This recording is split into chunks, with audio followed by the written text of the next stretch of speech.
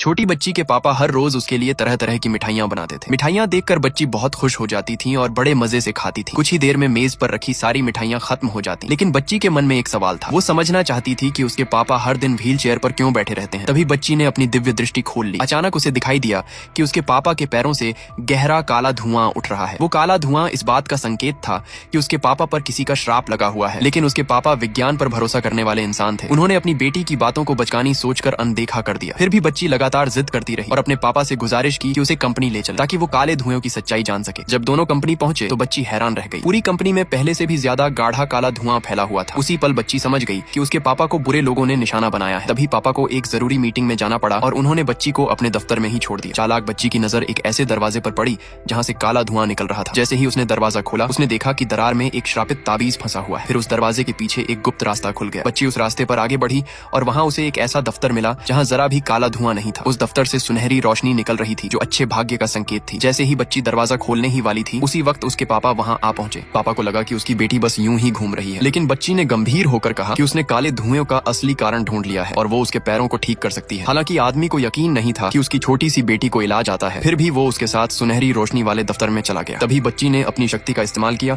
और पापा के पैरों में ऊर्जा भर दी। अगले ही पल 3 साल से लकवाग्रस्त आदमी घबराहट में अचानक खड़ा हो गया। ये देखकर बच्ची खुशी से उछल पड़ी, लेकिन ताकि उसके पापा दोबारा काले धुएं के असर में न आए, बच्ची ने उन्हें दफ्तर से बाहर जाने को कहा। फिर बच्ची ने तुरंत जादू का इस्तेमाल करके पूरी कंपनी से काले धुएं को खत्म करने की कोशिश की। लेकिन जैसे ही काला धुआं खत्म होने ही वाला था, तभी उसके पीछे छिपा असली गुनहगार अचानक सामने आ गया और बच्ची को रोकने लगा। अगले पार्ट के लिए सब्सक्राइब करें।